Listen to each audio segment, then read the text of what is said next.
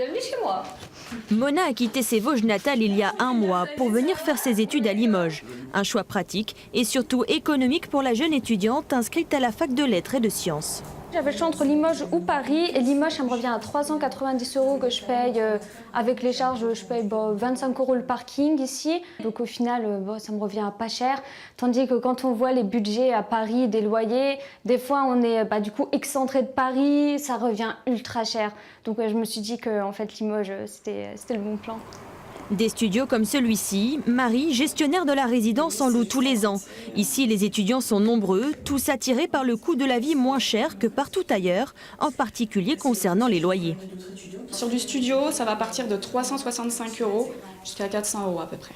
Évidemment, on est la région la moins chère au niveau de la vie étudiante, on va dire, tout confondu.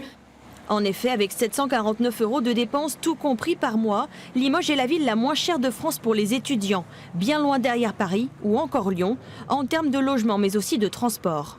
J'ai 60 € d'électricité. Et si je suis que je fasse une sortie au cinéma ou quelque chose, je fais 700 € je pense en tout.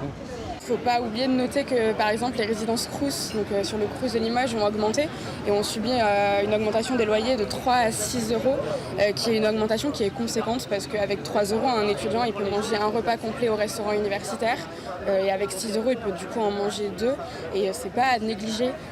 Avec 10% d'étudiants, Limoges se classe parmi les 30 premières villes étudiantes de France, juste derrière Metz et Orléans.